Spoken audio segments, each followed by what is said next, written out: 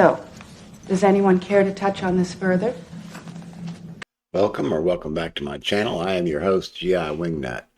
I'm going to be behind my camera today because there's a lot to look at. I'm going to break this down for you. This is how the context originally came to me, but I'm going to break this down for you.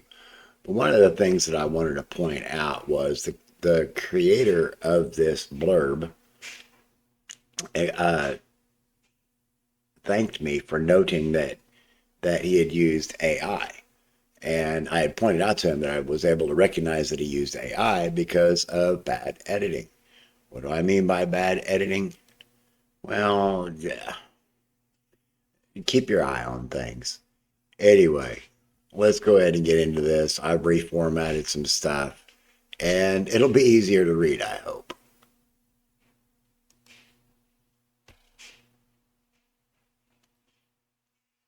So as I head into this, I just want to express this is how conspiracy theories are born.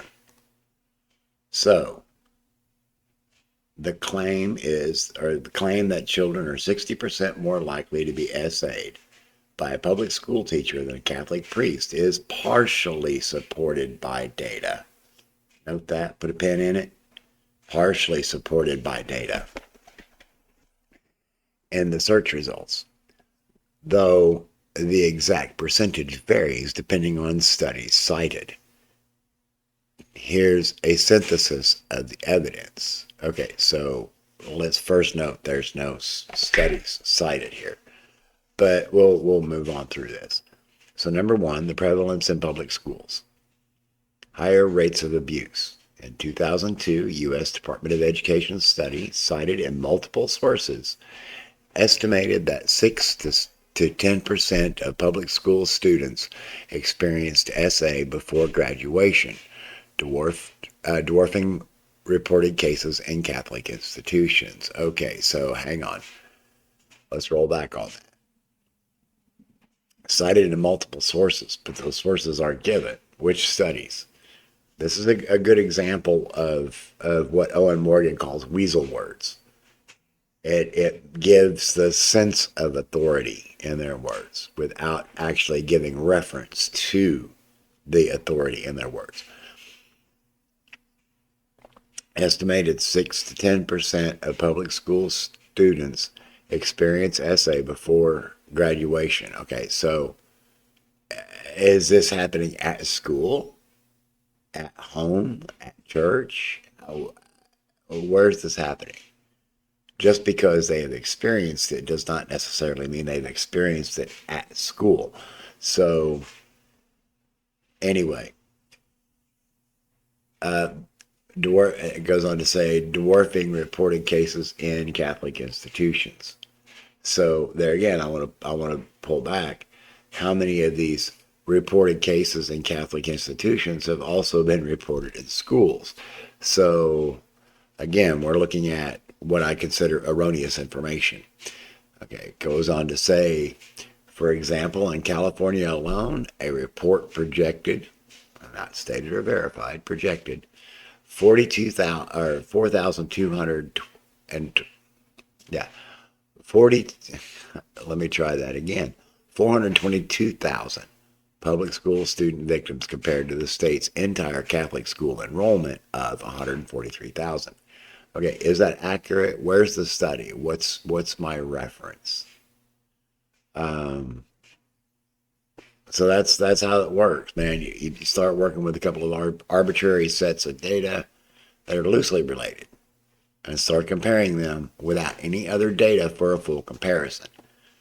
So I've got something else I want to show you real quick, and we'll come back to this thing about the well, let me go ahead and read the arrest statistics blurb. I'll show you what I've got, and then we'll move on to the next segment.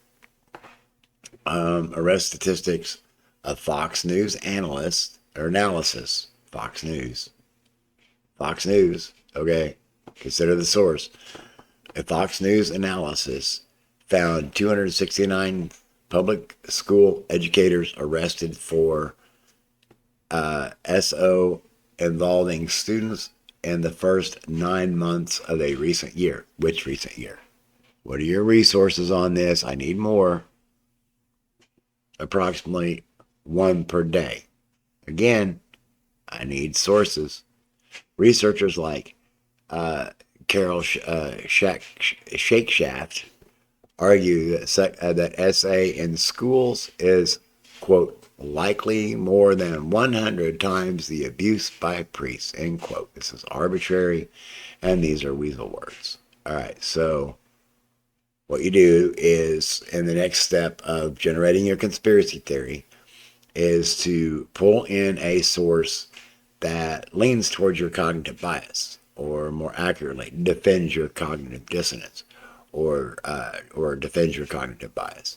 So let me pull that other section up real quick.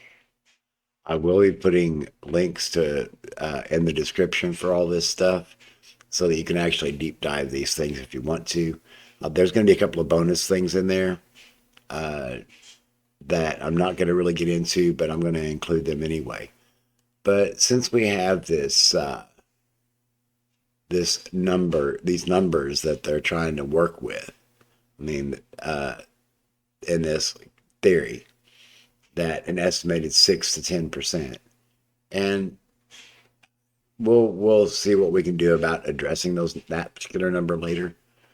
But if we look at 10%, or in that range of 6 to 10%, then the 422,000 public school students definitely falls within the range of, as you can see here, in 2002, the 4.6 million public school students.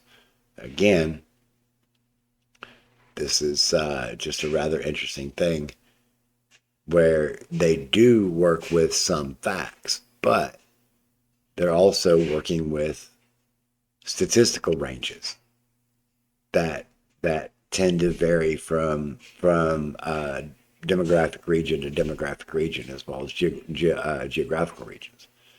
Not there's any direct correlation there, but anyway. So let's see what we got in the next piece. Number 2, Catholic Church abuse data, lower per capita rates.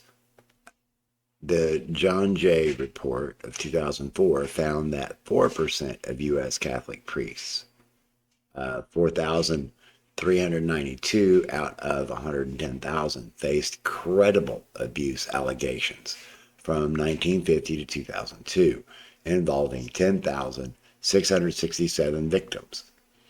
A German study identified 4.4% of clergy accused of abuse, with 3,677 victims over 68 years. Okay, please note the information is over 2 decades old at this point, and this argument was just provided to me a couple of days ago. So there's no accounting for any possible course correction over 20 years. Although in the recent trends, they try to show that. We'll get to that. Also, there's a lack of the date and a name of the study from Germany, and there is no way to verify that the study even exists, building up the quote-unquote main character, or the villain of the narrative. So I've got something I want to show you here in just a moment, but let's address the recent trends, and we'll come back to no, actually, hang on. We'll come back to this in just a moment. Let me pull up that article real quick for the first half.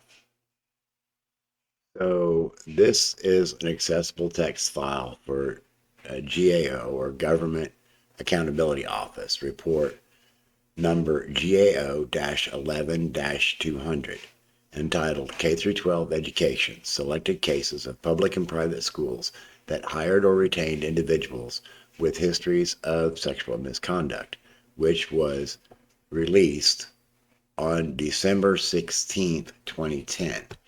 Again, the link will be below, but what I want to get down to is what the GAO found. The 15 cases the GAO examined show that individuals with histories of sexual misconduct were hired or retained by public and private schools as teachers, support staff, volunteers, and contractors. At least 11 of the 15 cases involve offenders who previously targeted children. Even more disturbing, in at least 6 cases, offenders used their new positions as school employees or volunteers to abuse more children. And you can pause and read the rest of that, but this is a 2010 report, and it does reference back to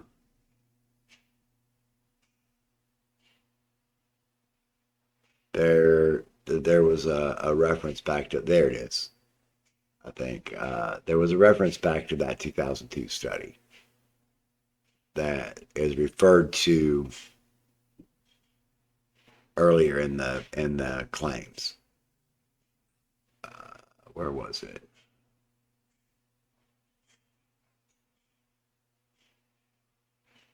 Anyway, I don't want to spend a whole lot of time on this one, but the article is there. You can go read it further if you want to. I want to go back and take a look at. Now, I'd like to go and take a look at the second half of this statement. Recent trends after after reforms post 2002, new allegations against Catholic clergy dropped sharply, with most cases predating the 1980s. By contrast, public school abuse remains an ongoing issue with less systemic oversight. Okay, so I got to give some personal insight from 2025. My partner had to complete a 40-hour training program and pass a test to be able to work in schools as a piano accompanist. It's the same way for teachers. And there are cameras everywhere to protect children from predators and to protect schools from liability lawsuits. It sounds like I need to check on dinner. In this article from 2012, the National Catholic Reporter, Vatican Abuse Summit, 2.2 billion and 100,000 victims in the U.S. alone. Experts reject homosexuality as a risk factor. You'll see this is from February 8th, 2012. There's a couple of details that I want to look at here. Crisis is an American problem.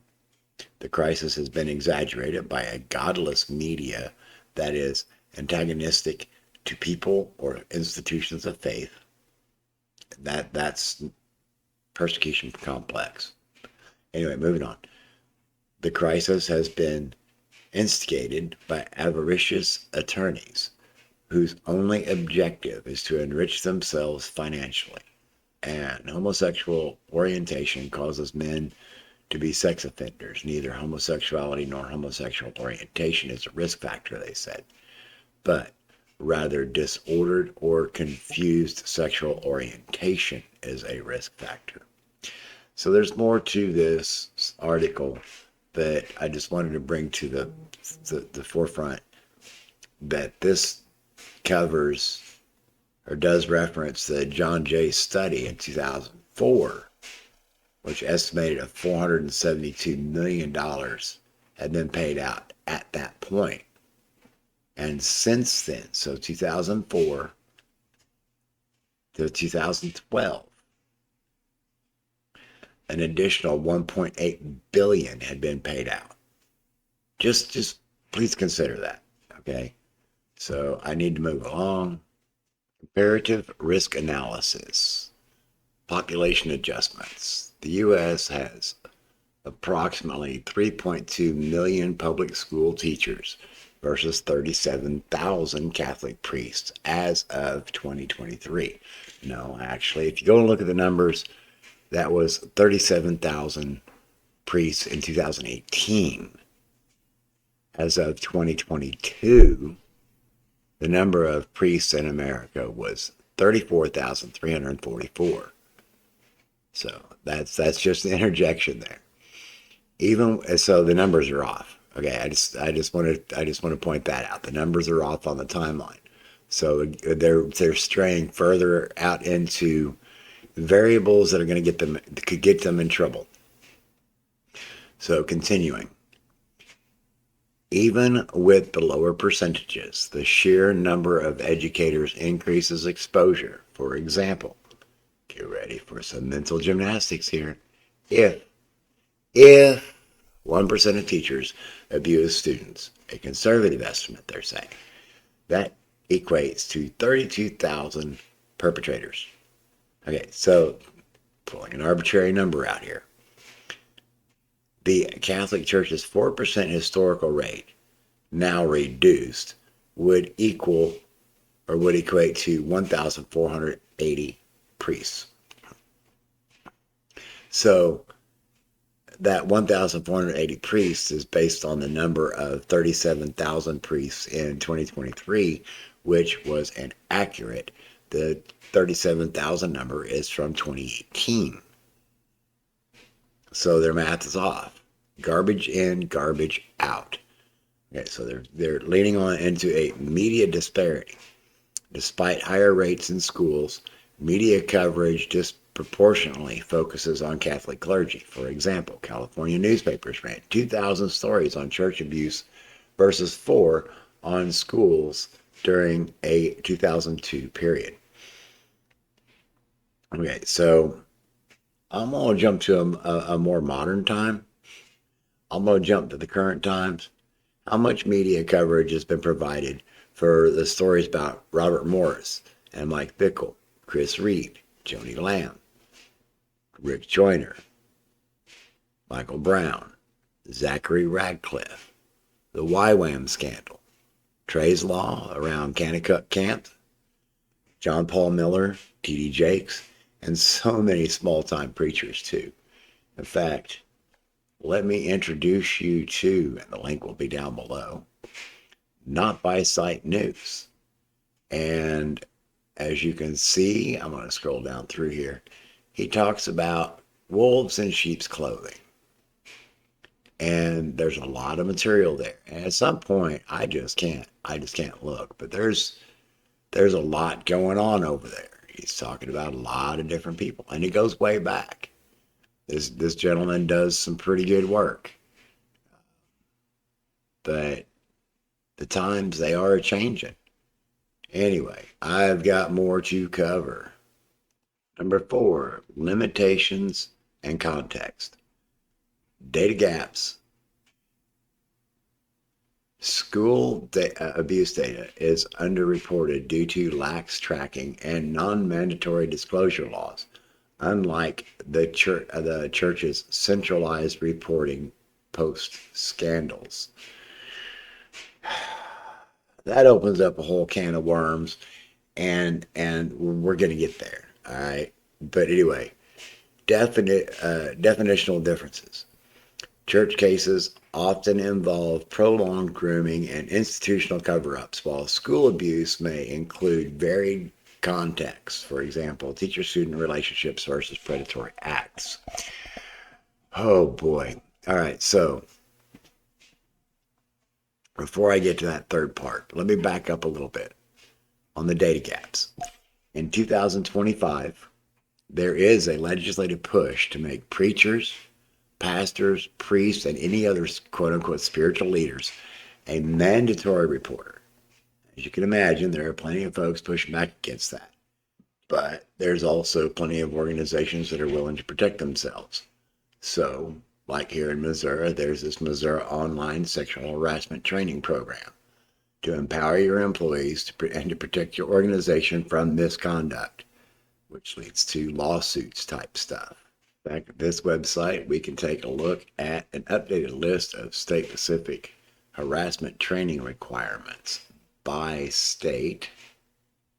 And I want to go to, here, I'll just jump down to Missouri. Oh, the state of Missouri does not have any specific requirements for harassment training, but prevention is recommended. Interesting. Again, the link will be in the description. I do want to address this report from the consumersafety.org website. Priests accused of SA. How many priests have been accused? There's a lot of information there. but I wanted you to see the number of active investigations that are going on. And in my state, there's 131 happening. Let's see, California, 607, Massachusetts, 382, Pennsylvania, 468. So it's still there. The problem is definitely still there.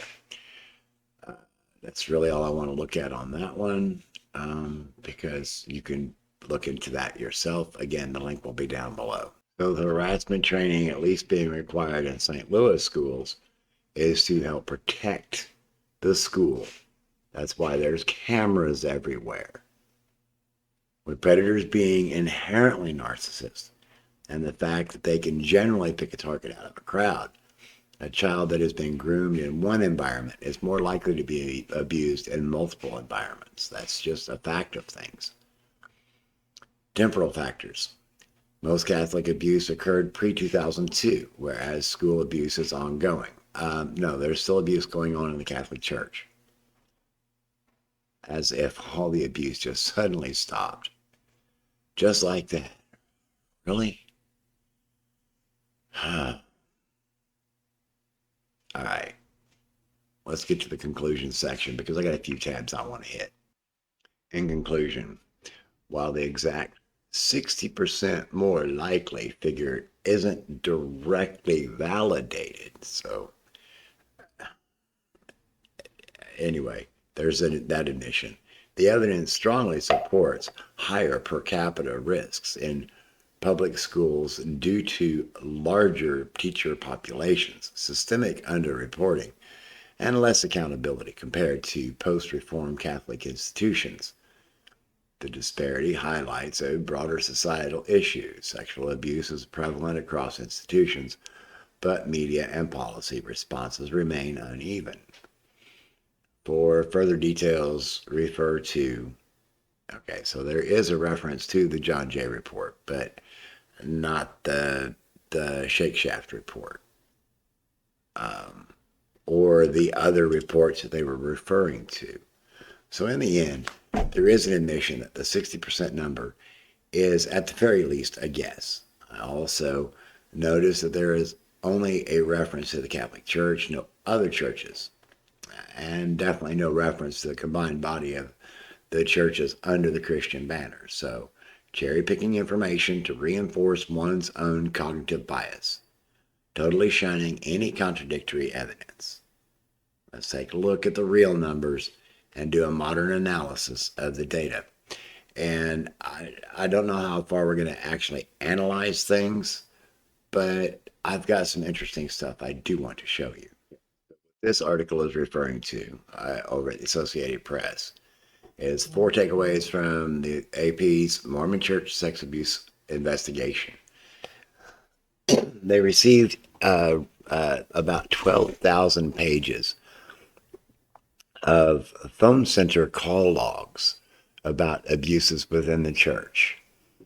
If you really want to look into this, the link is in the description below. This is from 2022, and it's not pretty. All right, it's not pretty. So I'm going to warn you about that. There's this next article about the Mormon sex abuse database, and apparently there's been over 4,055 cases reported. And you can see the numbers there. Again, link will be down below. Recently updated, 4,061 instances of, you can see what it says there. Again, link down below. Here we have a legal service that's talking about SA in churches with statistics. And they say in the last 15 years or so, it's been way too prevalent. Things are, it's becoming way too common. Understanding SA, engaging in front, or in activities in front of children, showing a child sexually explicit videos, games, or media, communication or interaction of a sexually explicit nature. This can include text messages, emails, and social media exchanges. Now, I just want to remind you guys, if you're not aware of it, MAGA really makes a point about what's going on between other people's legs, which I think is a problem.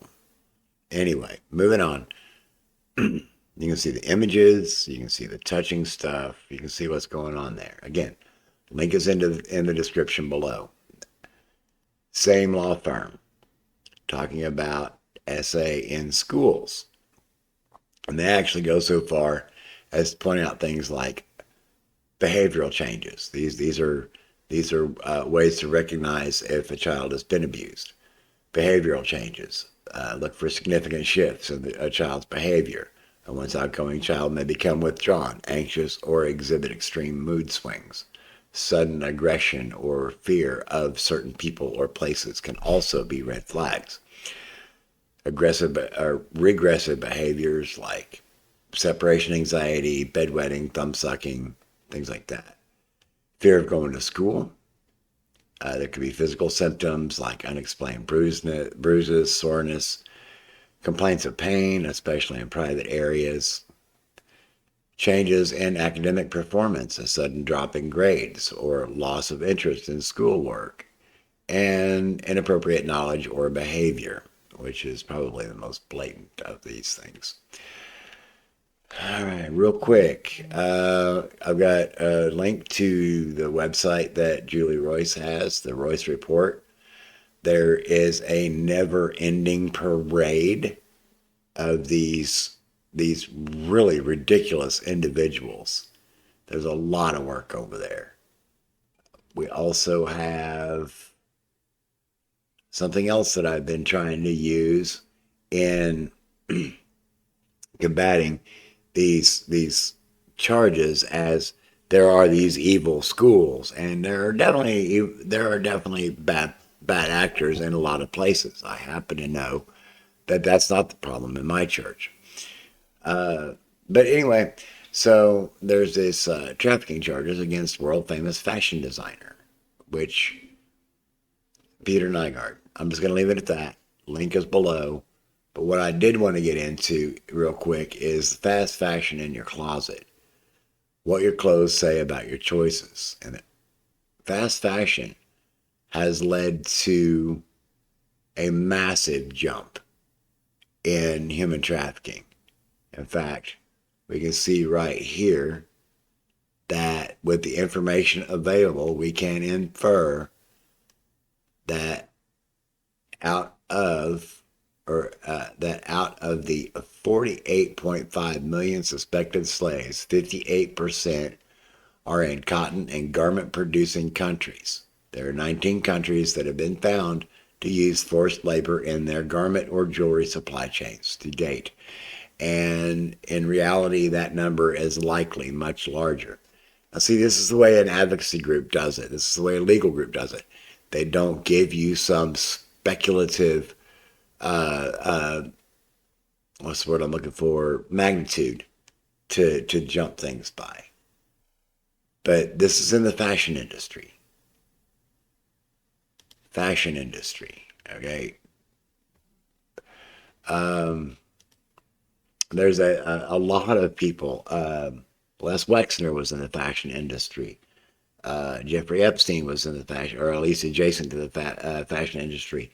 Donald Trump had a modeling agency. Let's see. There's a lot of them. You can find that. It's not uncommon knowledge. What I do find interesting, though, is Neil Davis law firm also points out that Houston is a hub for human trafficking, and they go into looking at some statistics and the numbers.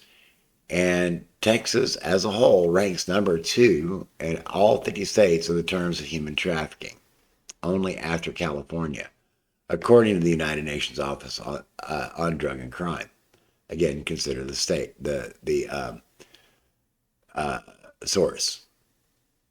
And then there is this statewide mapping project established that in 2016, more than 300,000 people were victims of human trafficking in a Lone Star State. 234,000 were adults suspected to be labor trafficked, and 79,000 were minors and youths subjected to sex trafficking. In fact, about 1/4 of human trafficking in Texas has involved young people forced into prostitution. And on that note, I also want to give a shout out to another YouTube channel, and that would be Believe It or Not. They dropped a great video today, still not a drag queen, and it's hilarious. If you're not familiar with Believe It or Not, he is a Canadian ex-evangelical, and I really like his work. So that's really all I've got for you today. I'm just gonna wrap it up with that. There's a lot of hyperbolic nonsense out there, and it's easy to get things twisted, especially when you don't keep your numbers in line and when you just start grabbing stuff. And when it gets repeated enough, like this has been for the last 20 plus years, it becomes accepted as a fact. There's a lot more to this. A lot more to this. If you want to hear more, if you want me to break down more of the details, I will go ahead and get into that. And if you've made it this far, you definitely deserve to ask any questions you want to, within reason, of course. But anyway, you're a trooper. Thanks for hanging out. Thanks for listening. And take care of yourself. Mental health matters. If you don't take care of yourself, you can't take care of anybody else. Until the next video, don't forget,